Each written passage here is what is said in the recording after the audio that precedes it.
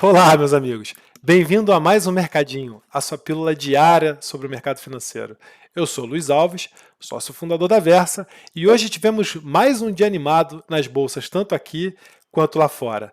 O S&P, principal índice americano, subiu 1,2% no dia de hoje, basicamente impulsionado pela ausência de notícias negativas. Como eu havia falado na sexta-feira, essa é uma semana leve de indicadores sobre a inflação, que é o que está pegando lá fora, e só falta de notícia ruim já é uma notícia boa. E com isso, as atenções começam a se voltar para a temporada de resultado das empresas, que começou já lá fora, tendo sido reportado pouco mais de 6% das 500 empresas do S&P.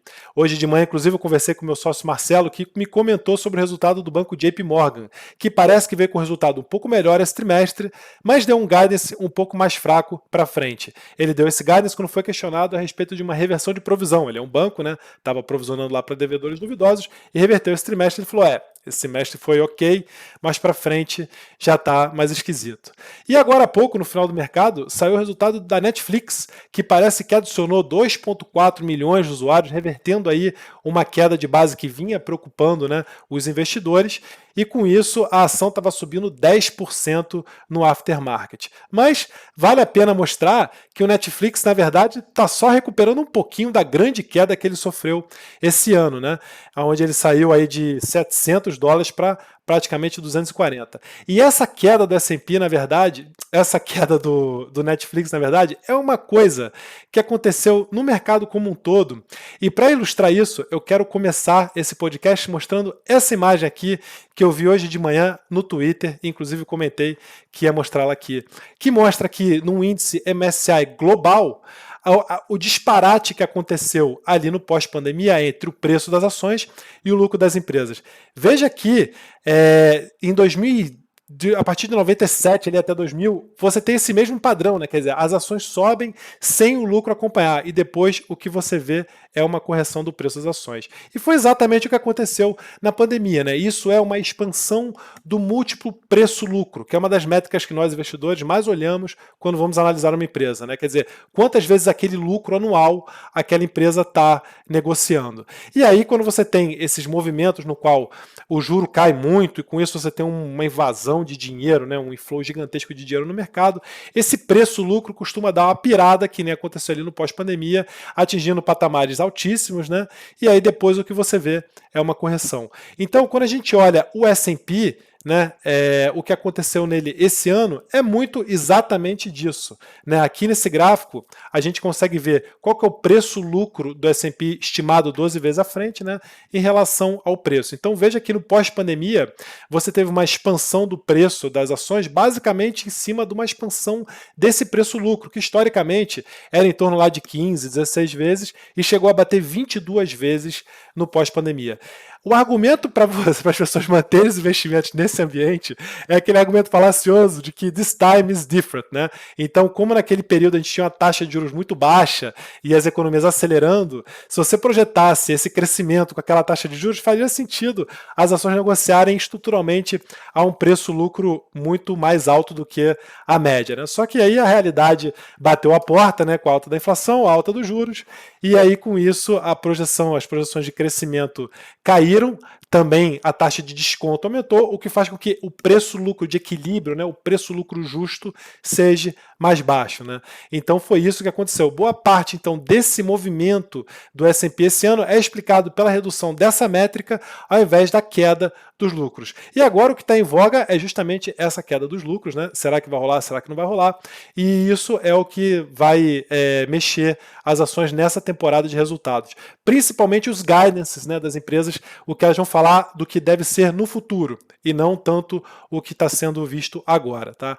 Agora, o grande assunto do dia, e eu gosto mesmo de falar de micro, foi, na minha opinião, o fato relevante da Natura, na qual ela falou que está estudando o spin-off ou o IPO da humanidade dela, chamado ISOP. Para quem não conhece, a ISOP é uma unidade, uma fabricante de produtos de alta qualidade para cuidado do corpo, do rosto e do cabelo.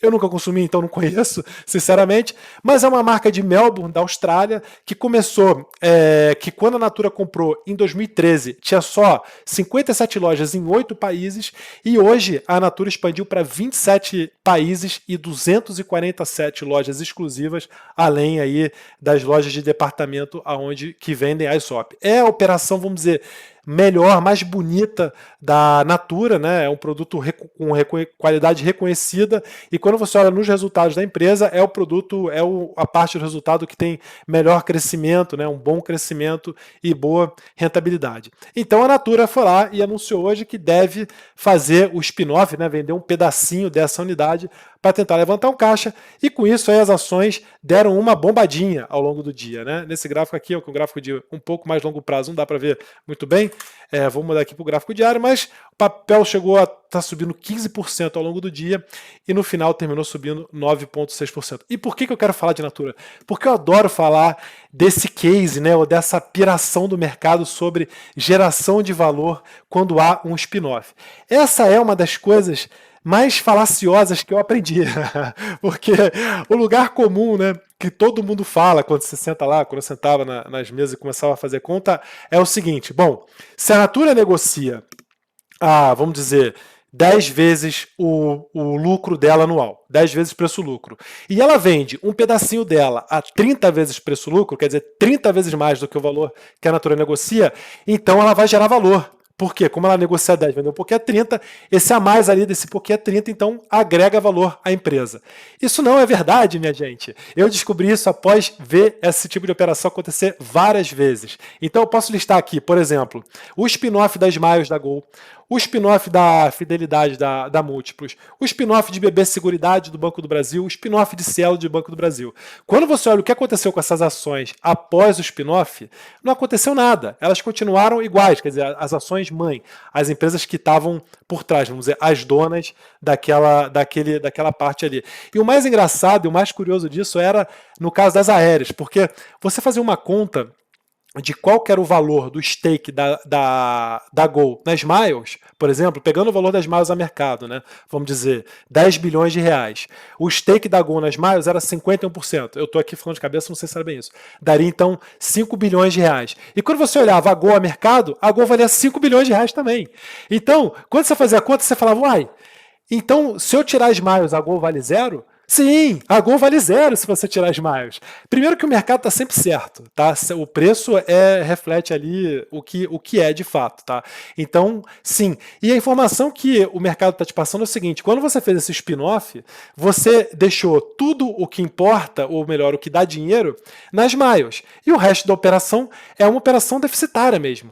Então a gente até brinca lá na empresa, eu até cheguei a escrever isso no Twitter, que a gente usa a parábola do saco de merda, né? Quer dizer, você tem um saco bonito, tal, brilhante, cheio de merda dentro. Aí você vai lá e vende o saco para fazer uma grana. Cara, te sobra merda na mão, entendeu? Então você fica no mesmo lugar. E aí quando você olha o que aconteceu com o Banco do Brasil após o spin-off de BB Seguridade e o spin-off de Cielo, que eram empresas que ele tinha participação, a mesma coisa. E uma outra forma de você olhar isso, por exemplo, é o desconto de holding. Então se você olhar quanto que vale uma Itaúsa em relação à soma das participações que ela tem lá, você vai ver que a Itaúsa vale menos do que essa soma das participações. Então, não tem geração de valor de você fazer o spin-off das participações. O que tem, sim, é uma otimização da sua estrutura de capital. É isso que a Natura está tentando fazer. Então, ela parou lá e falou, bom, eu tenho duas opções aqui, eu preciso de grana. Eu tenho duas opções. Eu posso ou chamar um aumento de capital na minha empresa mãe como um todo, ter uma diluição bem menor, né? Porque, vamos supor, a empresa mãe vale 20 bi. Eu não estou olhando aqui o market cap dela, deixa eu até olhar, né? Porque é mais fácil. Mas vamos supor aqui, a empresa mãe vai, cara, acertei, vale 20 bi. Ela vai fazer um aumento de capital de 1 bi, tá? Isso vai dar uma diluição de 5%. Ou eu posso pegar, vender uma subsidiária, que vamos supor, vale 3 bi, e fazer ali uma capitalização ou um IPO de 1 bi, e com isso eu vou estar vendendo 33% daquela subsidiária. Então eu vou ter uma diluição maior na subsidiária em relação à minha diluição na holding, né? Só que por outro lado eu posso captar isso aqui a um valor maior porque essa subsidiária de fato vale mais. Isso aí tem outras implicações às vezes fiscais que fazem sentido do cara fazer isso, tá? Mas em geral, assim, a fórmula isso não gera valor para a Natura. E por que a Natura está fazendo isso, né? É a grande questão. A Natura está fazendo isso porque a Natura tem uma operação que está bastante esquisita. E eu preciso. E dessa forma eu acabo defendendo um short que a gente carregou na carteira durante muito tempo e que a gente perdeu dinheiro, tá? Quando a gente deixou de fazer short. Mas a Natura, eu sempre olhei para ela de forma muito diferente do resto. Eu nunca entendi, para ser honesto com vocês, de onde vem esse amor do mercado pela Natura. Por quê? Olhando o big picture, entendeu? Os últimos anos foram marcados por uma queda da rentabilidade da operação da Natura, ou seja, o retorno sobre o patrimônio investido, né? Vem caindo ao longo do tempo e, ao mesmo tempo, a alavancagem da empresa vem aumentando. Ou seja, a operação da Natura está piorando consistentemente. E por que a gente fez um short até bem grande no passado em Natura? Porque ainda nesse cenário ela foi lá e comprou a Avon, que era a síntese do que estava cagado nesse setor. Era o que estava pior de tudo nesse setor. Então, além dela já ter que lutar com os próprios problemas dela, ela abraçou um problema outro gigantesco. A gente falou, cara, essa empresa vai quebrar. Assim, óbvio que essa é uma suposição que não se confirmou, não estou falando que ela vai quebrar, mas a gente falou, cara, essa empresa está indo para um lugar bastante complicado aqui, fazendo essa movimentação.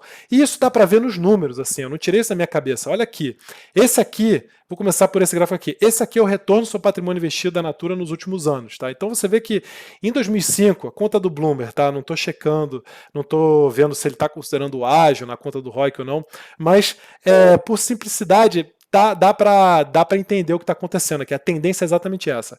Mas o retorno, a Natura no passado era uma empresa animal, assim, super premium, uma operação redonda, mega geradora de caixa. E olha que foi, e não tinha dívida. E olha o que foi acontecendo ao longo do tempo. O principal fator na nossa interpretação aqui para isso ter acontecido foi a Boticário. A Boticário, que é uma empresa fechada, hoje tem uma operação redonda, cresceu absurdamente nos últimos anos e conquistou boa parte do mercado da Natura, pressionou a Natura. E o resultado foi isso, o ROIC dela, que rodava lá, que é segundo o Bloomberg na casa de 50%, hoje está rodando perto de 4%. Entendeu? Então essa é a destruição do retorno sobre o capital investido da empresa. E ver como ela é paulatina e veio acontecendo ao longo do tempo. E do outro lado, você pode ver o efeito na dívida de tudo isso, né?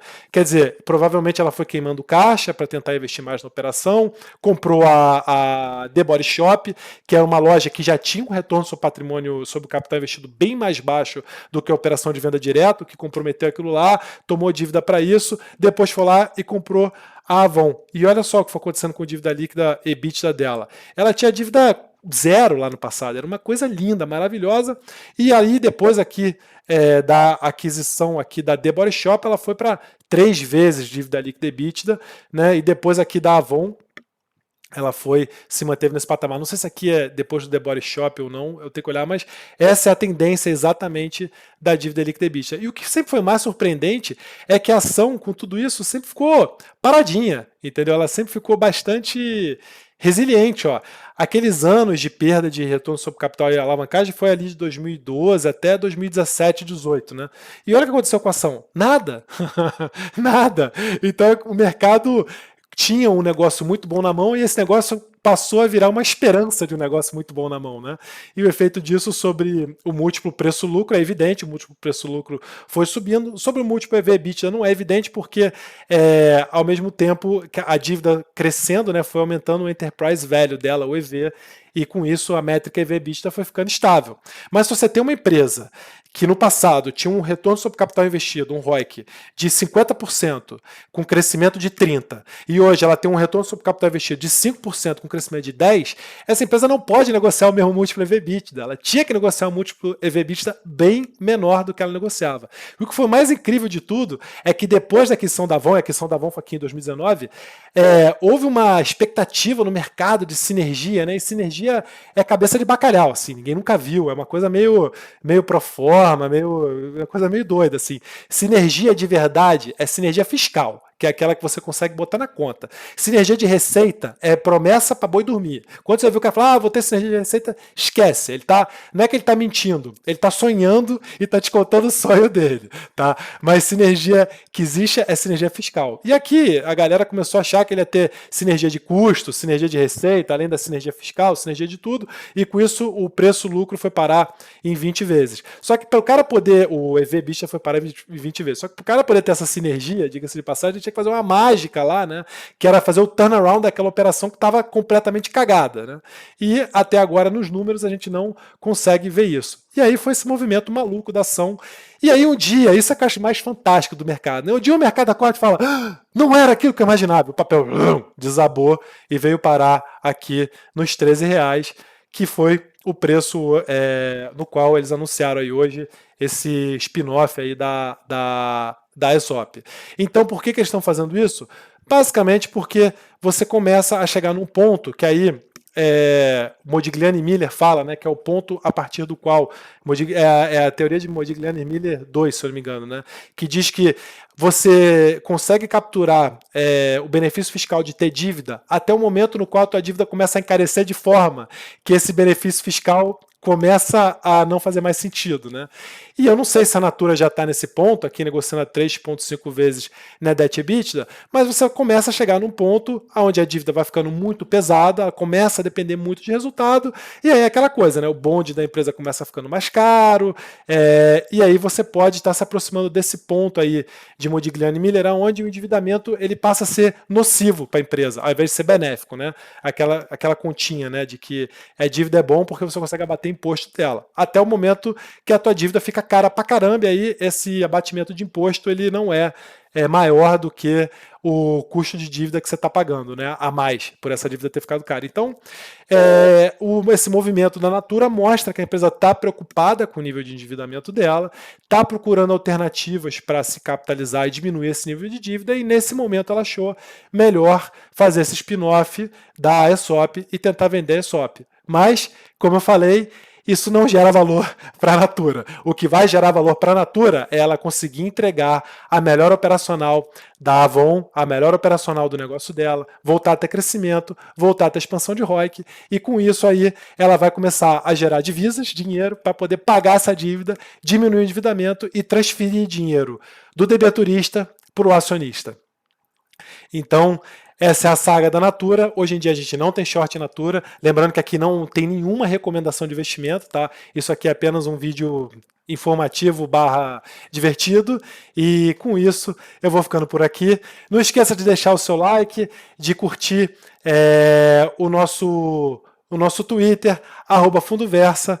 Deixa aí a sua mensagem que eu te respondo e até amanhã. Valeu!